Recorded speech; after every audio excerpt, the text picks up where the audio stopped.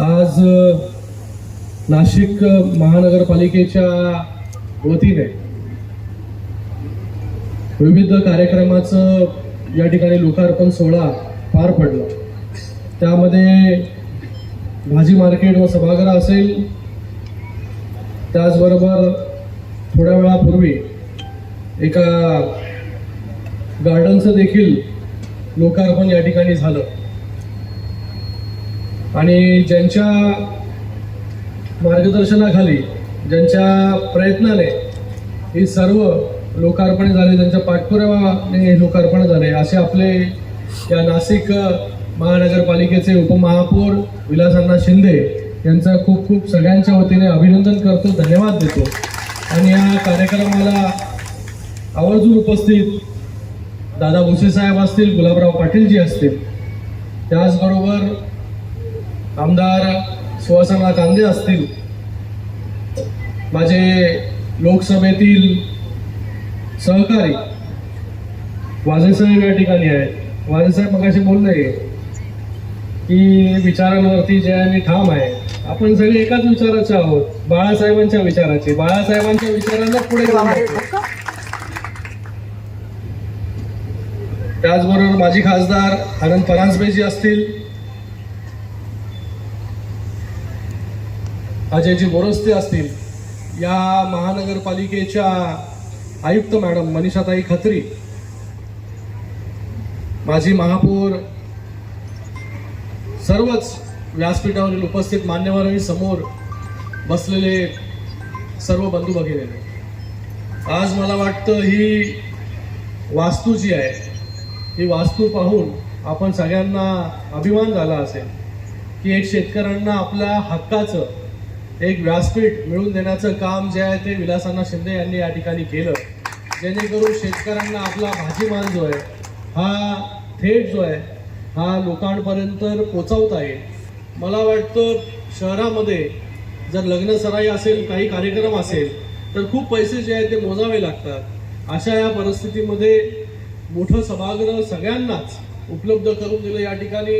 त्याचबरोबर मगाशी मी पाहिलं ते गार्डन, हे गार्डन देखील भलं मोठं सगळ्या मुलांना, ज्येष्ठांना एक आपलं हक्काचं ठिकाण मिळवून देण्याचं काम जे आहे ते विलासअण्णांनी केलं। गेले अनेक वर्ष महानगरपालिकेमध्ये काम करत आहेत आणि आत्ताच माननीय उपमुख्यमंत्री, मुख्य नेते एकनाथजी शिंदे साहेबांनी त्यांना या महानगरपालिकेचं उपमहापौर पद देखील दिलं। मला वाटतं कार्यकर्त्याचा सन्मान करण्याचं काम शिंदे साहेबांनी या ठिकाणी केलं। नेहमीच तळागाळातील कार्यकर्त्याला न्याय देण्याचं काम जे आहे ते शिंदे साहेब या ठिकाणी करत असतात। आज विलासअण्णा शिंदेंना उपमहापौर केलं। आपल्याला आठवत असेल, थोड्या दिवस अगोदर ज्योतिताई वाघमारे, ज्या एका सर्वसामान्य घरामधून येणाऱ्या एका स्त्रीला, मागासवर्गीय एका स्त्रीला देशाच्या सर्वोच्च सभागृहामध्ये पोहोचवण्याचं काम देखील शिंदे साहेबांनी केलं।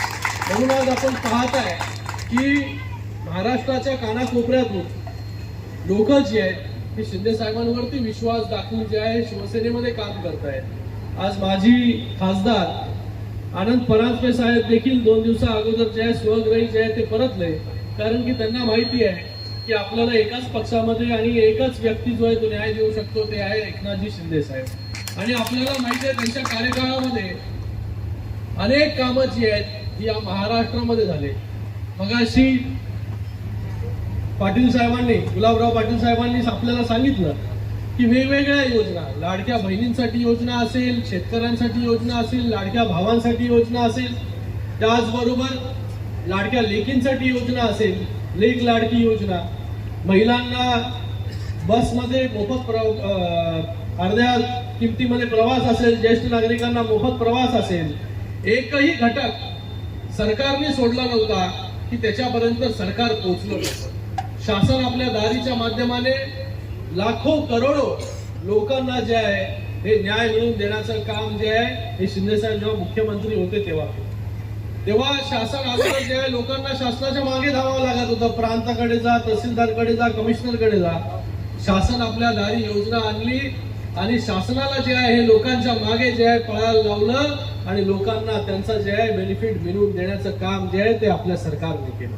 आता देखील आपलं सरकार, मुख्यमंत्री जे आहे देवेंद्र फडणवीस साहेब, उपमुख्यमंत्री एकनाथजी शिंदे साहेब आहेत. आज त्यांच्या मार्गदर्शनाखाली या महाराष्ट्रामध्ये 30 घोडदौड जे आहे ती आता देखील सुरू आहे आणि आता सिंहस्थ कुंभमेळा देखील या नाशिकमध्ये येतोय. त्याची देखील जय्यत तयारी जी आहे या ठिकाणी सुरू आहे. कुंभमेळ्याच्या निमित्ताने 35,000 कोटींची कामं जी आहेत या नाशिकमध्ये सुरू आहे. आज सकाळपासून त्र्यंबकेश्वर मंदिरापासून आमचा दौरा सुरू झाला. सकाळी 9:30-10 वाजता त्र्यंबकेश्वर मंदिरामध्ये जाऊन दर्शन घेतलं महादेवाचं. त्यानंतर जे आहे ते इगतपुरी असेल, नंतर दिंडोरी असेल, देवळाली असेल, या विविध भागांमध्ये जाऊन जे आहे हे कार्यकर्त्यांच्या भेटी असतील, कार्यकर्त्यांशी बोलणं असेल, लोकांना भेटणं असेल आणि त्यानंतर आता या कार्यक्रमाला येण्यासाठी जो आहे तो उशीर झाला, त्यासाठी देखील दिलगिरी या ठिकाणी मी व्यक्त करतो सगळ्यांचं. पण मला वाटतं एक चांगलं काम नाशिक महानगरपालिकेच्या माध्यमाने केंद्र सरकार माननीय नरेंद्र मोदीजींच्या नेतृत्वाखाली आणि त्याचबरोबर राज्य सरकाराच्या माध्यमाने या सिंहस्थ कुंभमेळा निमित्त मोठं काम जे आहे हे नाशिकमध्ये या ठिकाणी उभं राहत आहे. येणाऱ्या या कुंभमेळ्यामध्ये जसं प्रयागराजमध्ये करोडो लोक जी आहे ते त्या ठिकाणी कुंभमेळ्यासाठी गेले होते, तसंच जे आहे ते आपल्या या पवित्र नाशिक नगरीमध्ये देखील येणार आहे आणि त्यासाठी तयारी जी आहे ती या ठिकाणी सुरू आहे. मला वाटत नाही की याच्या अगोदर कधी एवढी कामं जी आहे ती नाशिकमध्ये सुरू असतील, पण या निमित्ताने या नाशिकमध्ये मोठी कामं जी आहेत केलेलं आहे. भविष्यामध्ये देखील आपल्याला जे काही सहकार्य लागेल, आपल्याला माहिती आहे की शिंदे, आता तुम्ही 2-3 उदाहरणं या ठिकाणी वाचून दाखवली. नक्कीच आपल्याला जी काही मदत लागेल महानगरपालिकेमध्ये असेल किंवा त्यांच्या मंत्रालयाच्या माध्यमाने असेल, त्याचबरोबर या सगळ्या काही मुलांचा विषय देखील आपण या ठिकाणी मांडला. नक्कीच प्रत्येकाचा म्हणजे वर्षाची दारं जी आहे सगळ्यांसाठी उघडी करून टाकली होती. लोक जी आहे ती कानाकोपऱ्यामधून, जे गावागावामधून शेतकरी जे आहे हे वर्षावरती पोचले होते. लोक जे आहे ते तिथपर्यंत जात होती. आपलं हक्काचं घर, आपला हक्काचा मुख्यमंत्री म्हणून शिंदे साहेबांकडे बघत होते आणि त्यांच्याकडे गेल्यानंतर जे आहे हे माझं काम नक्की 100% होईल अशी अपेक्षा घेऊन जे आहे ती लोक जात होती आणि लोकांची कामं देखील त्या ठिकाणी होत होती. 18 तास काम करणारा मुख्यमंत्री जे आहे ते आपल्या महाराष्ट्र राज्याला मिळाला. म्हणून आज महाराष्ट्रामध्ये जे आहे तेवढ्या मोठ्या प्रमाणामध्ये योजना ज्या आहेत ते आपण घेऊन शकलो. येणाऱ्या काळामध्ये अजून जे काय नाशिकला लागेल, जे काय आपण ज्या ज्या गोष्टीची मागणी कराल त्या गोष्टी ज्या आहेत त्या नक्कीच आमचे सगळे मंत्री असतील, त्याचबरोबर उपमुख्यमंत्री, मुख्यमंत्री महोदय असतील, हे नक्कीच पूर्ण करतील. एवढंच या प्रसंगी सांगतो. मला फ्लाईट देखील पकडायची आहे, दिल्लीला देखील जायचंय, तर आपली या ठिकाणी आज रजा घेतो. पुन्हा एकदा विलास बापू यांना अजून कुठलं काम असेल मोठं तेव्हा निवांत जे आहे या कार्यक्रमाला नक्कीच या ठिकाणी येऊ. पुन्हा एकदा आपण एवढ्या मोठ्या संख्येमध्ये उपस्थित झालात त्याबद्दल आपले धन्यवाद.